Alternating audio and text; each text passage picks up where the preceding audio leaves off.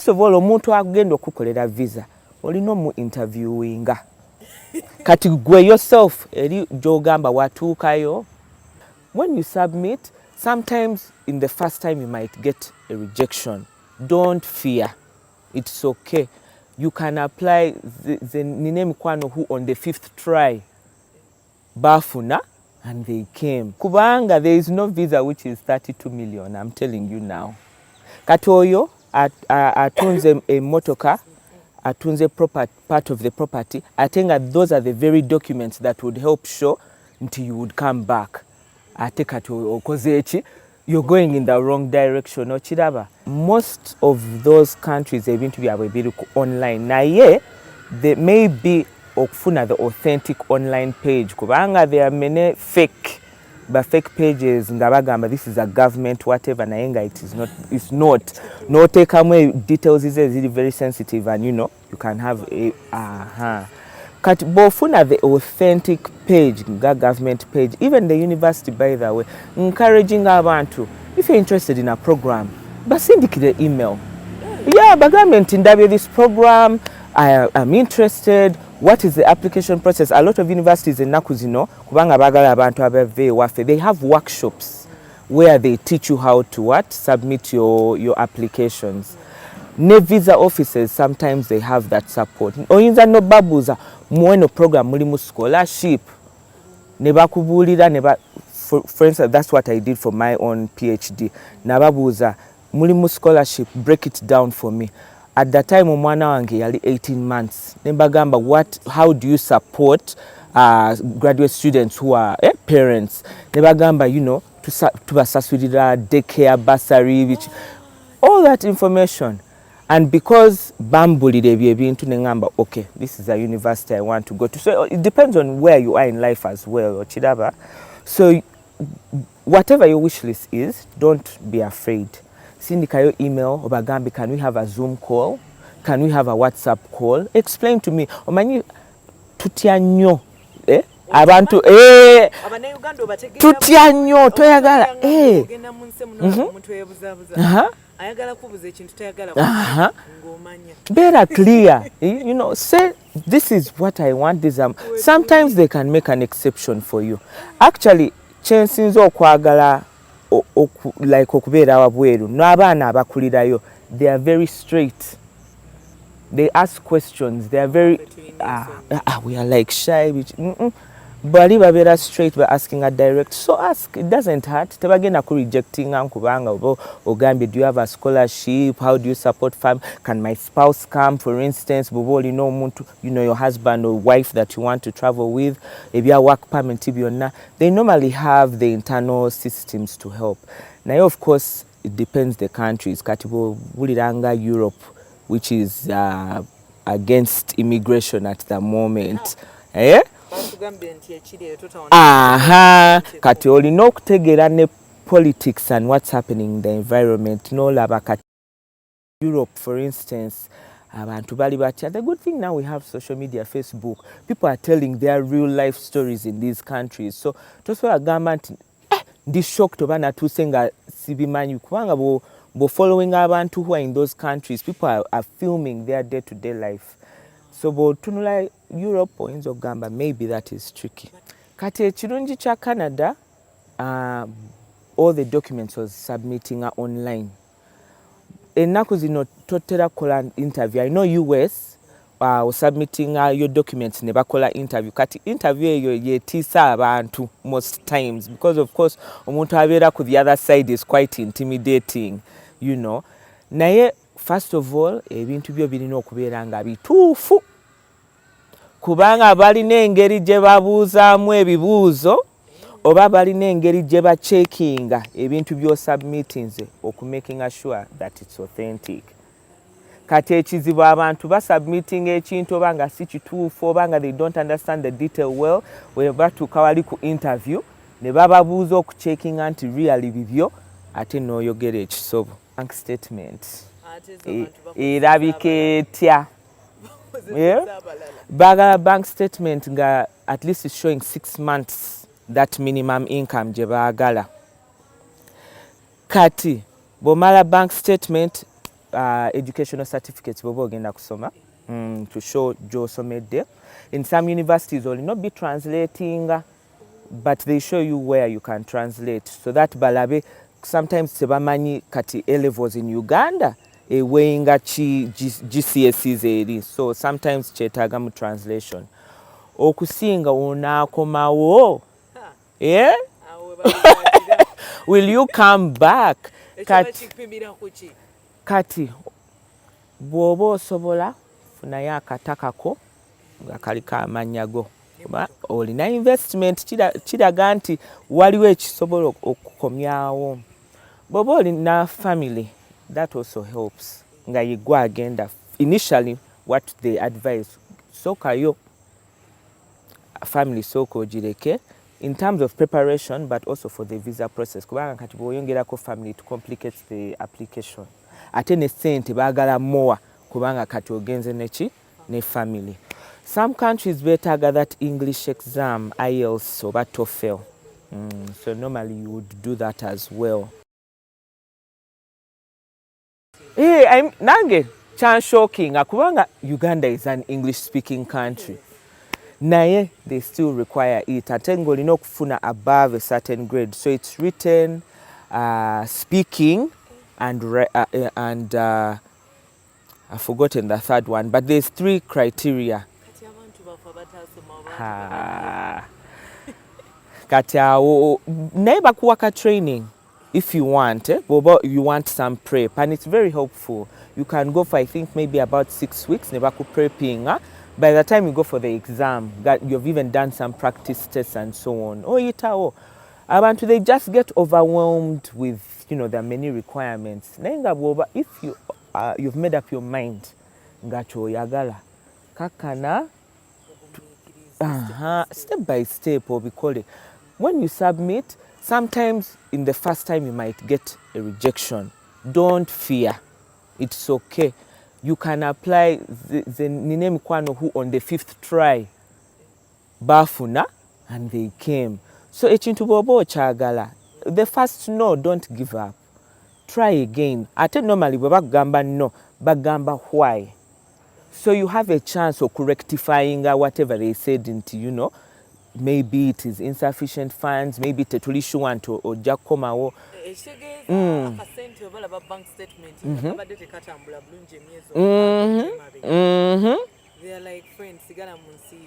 Kubanga batumanyi nti tukola bu tricks oba ofunyeyo kaloni oba omuntu akuwaddeyo bagala kulaba what is the flow of income. So kati bobo oli more mature, probably like unemployment letter. If you're highly skilled, you can even apply for a job ne bakuwa offer nga tunaba na kutuuka the other side, Ekisembayo maybe I can add is travel a little bit locally. Toberanga passport yo neri clear blank tekuliko ka stamp. Ochiraba. Start with the easy countries, tambulako. Travel history very important. Era kati ngabazadde, if you want setting up abaana for success, batambuzeeko. So that by the time they are now applying kuzino ba UK, Australia, whatever, gabalaba nti abaana batambuddeko, they are not green, So go to Dubai, go to Turkey, go Rwanda, wherever. Kenya, Tanzania. Hey, ofuneko ka history awo, otherwise kiyinza okuba kizibu. I want sijja sugar quoting. Many of these countries, they are biased against African applicants. That one, choje chiri. Kubanga of course babera bamanya abantu bano bayinza okukola ki obutakomya okudda, So there is really that bias. Naye, it also comes down to even the interview, katiboboli in an interview, whatever. Better confident. If possible, practice no to take it like a job interview actually. If possible, practice with someone. Even online balina examples of visa interview questions they will ask you. Go and check, practicing a no muntu. So that by the time, oli naye muntu, tomutia. It's a human being like you, naye oli naye muntu bwakulaba nti you're answering, you're very casual, you're not fidgeting, they'll say ono kirabika byaliko abitegeera. Your answers are very clear. Ogenda kusomawa when degree malako ddi bweba ewedde okomawo bw'oba okomawo ogenda kukola ki n'eyo degree. That's how they know omuntu who is really intentional. Kati kyebaagala okuwulira naye they ask you kati degree ogenda gikola ki toli sure kubanga there is no visa which is 32 million. I'm telling you now. Kati oyo atunze emotoka atunze part of the property. I think that those are the very documents that would help show until you would come back. Ate kati okoze eki you're going in the wrong direction. Okiraba ebintu bino byonna biri online. If worst case scenario genda ku the embassy's visa office obeebuuzeko at the actual embassy. Naye bano eyo nayo business jangu nja kukolera byonna ate ffe twagala shortcuts ebintu ebiri easy. Kati omuntu nakuteeka mu eyo that sort of stress ate know that they are not doing it to only you. They are doing it to many other people. I've also had stories like that. Omuntu kazini wo oba relative wo n'agamba nti ono yankolako. First of all, omuntu agenda okukolera visa olina mu interviewinga. Kati gwe yourself eri gy'ogamba watuukayo. Has that person traveled? Ndaga your passport. Let me see nti your visa wagifuna. Who can I talk to who is that side who has used you as a whatever? And when you talk to those people, video call or labe background, werabika, oyinza okwogera nga the person is just down here in Bukoto, So be very, now scrutinize. Abantu bano, they are very good at convincing, back persuading, and you have to do your own investigation. Why are you doing this? How do you do it? Kati bwoba gwe tosomye ku website requirements, you don't know yourself. That is what happens and you get disappointed. Ate bino ebintu bya okugenda Dubai, because I know a lot of people have used agencies, it sounds like for the rest of the other countries it's the same. It is not always the same. Kati imagine omuntu omulala he has submitted for you. Tomanyi byataddeyo. You don't know. Kati bakuyise ku interview. You submitted this to bijjukira. Someone else, has done it for you. Kati tolabanga already, wetadde ku disadvantage. Kubanga you yourself, you didn't check all those documents. Ate ebintu ebirimu biri very sensitive. Kati beba bakusabye bank statement, bakusabye land title, ate ojiwa omuntu omulala to submit for you. Obeera wetadde mu kizibu ky'amaanyi. So let us try to be a bit independent. Twesomereko. Then if you need assistance, at least you have some foundation. Olinako kyotegeera. Yeah, you're not completely on zero. Okay, to be fair, kati a country like Canada is so large, beetaaga abantu. It is needed. Naye bw'oba ogendayo olina okubeera open-minded. Of course, baagala nnyo abantu abali educated, and most of the time be basinga okufuna visa okuyingira. Naye, for example, just because oli musawo wano does not mean ojja kutuuka eri and you just continue practicing. Bo balina their own qualifications. Just because you are an engineer here, just because you are an accountant here, oba a nurse, tekitegeeza nti automatically ojja kutuuka eri okole ki otandika okupracticinga. Olina okuddamu in their own training, in their own system. Era kishokinga nnyo, especially abantu abali highly skilled, kibashokinga nnyo because all of a sudden kati abasinga they now have to do gino emirimu egya bulijjo egya supermarket to make ends meet kubanga it's expensive okubeerayo. Ate winter yaffe tosobola kugamba nti oba nti olina okubeera mu accommodation okiraba. So the main jobs which are there, abantu abali mu farming, there's a lot of agricultural opportunities there. Era bw'oba olina farming background, Canada is a good place for you. Carpentry, plumbing, electricians, kubanga of course abazungu sorry oba amasanyalaze abantu abakola emmeeza ngaabo aba healthcare abayamba abantu abakadde kati ensi ezo kati ensi ezo zirina abantu abangi abakadde so beetaaga ng'oli young and energetic ng'osobola okukola egyo emirimu. Of course wabeerayo culture shock, emmere yaabwe eri different. Sijja kulimba nti some areas racism oba looking down ku baddugavu gyebiri, you know, ebyo byonna olina be expecting. Naye bw'oba oli open minded n'ogamba let me first can struggling 1-2 years system ngitegeere, if you want osobola n'ogamba nti okay kankole ng'egyo okuyamba abakadde nga bwe nkola my reskilling in accounting, then after 2 years you get back into accounting. Naye olina okubeera flexible and open minded. Ideally bw'oba omanyiyo omuntu it's nice to go nga you know someone there, kubanga it can be very difficult nga wakatuuka. So bw'oba olina w'olandingira omuntu n'akugamba nja kusuza a month as you get familiar nga bw'otegeerayo environment, kiyamba nnyo rather than just dropping in, kubanga bw'o dropping in chances bajja kuteeka mu shelter. Obulamu bwa shelter tebuli easy.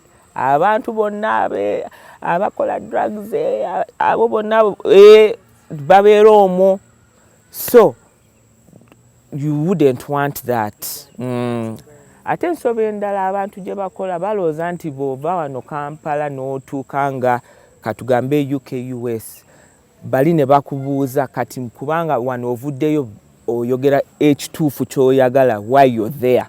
Kati wali abantu abatuuka basabye student permit, bwe batuuka eri ku immigration ne babagamba nti ze nziruse Uganda ebizibu bingi, n'akyogerera wali naye ate nga bamuwadde study permit, abeeno yabagambye nti agenda kukola ki, kusoma, ne babazza. People do that a lot. Story erina okubeera clear. That's why I said it must be truthful from the beginning. Kubanga bwoba balina engeri gye babuuza, actually bayinza n'okusaba essimu yo ne batunula mu messages. Kati abantu ababeeka bwoba babasiibudde nti bye sikomawo, they check your phone byonna ne babiraba ne bagamba nti ono was not intending okukola ki, okukomawo. Dr. Mutumba Okugenda, no, I'm telling you the truth. You are serious? Yes, they will check your phone. Waliwo ne bana abajja nti nga baga kuzaalira in those countries. Nga weeyambalidde wenna weebisse. They will even ask you open your suitcase.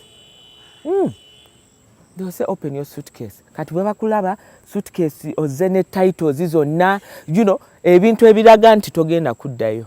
They check their phone era genda ne kapya ka very basic Nokia nga tekuliko any information. Otherwise if they see the history nga balaba, they will read all. Bakuteka wali mu detention, the next flight back ng'okomawo. Can you imagine? Or you've sold your house, your whatever, ne bakustoping awo. Kati abo balina okubeera underground kubanga visa bweba eweddeko, bwe bakwata nga bakola ki, bakuzza. So most of those people era balina bebamanyi batera genda eyo mu kyalo kubanga eno mu city babalaba mangu like they so they would normally go to a remote place and stay underground. But bobo olina, you're clever, what you can do, skill in the career gye baagala. Kati bw'olaba nti wano beetaaga nnyo personal assistant abo abayamba abakadde, genda okoleka course mpola mpola oba ka training. Bwe balaba nti you're not togenda kwonoona society, you're not a criminal, you're not okola, bw'oba okola it means you're going to pay taxes. Okiraba ate bo baagala taxes. Bakuwa chance oyinza okufuna lawyer n'ogamba ke najja kati Canada actually choose oyinza okujja ku visitors visa naye bw'oba olina a skill that they want you can change into a work permit without leaving the country. They have recently added that. So again, why you should do your research. Kubanga ekyo bw'oba okimanyi, you don't struggle ate ogende mu UK otandika okwekweka eyo mu underground mu zi trains okiraba. You say let me go to Canada, get the skill I want, a visitors visa efuke work permit. Naye ku ky'omukwano gwe ekyokubeera alone, it is a very challenge eyo nzibu nnyo in those countries.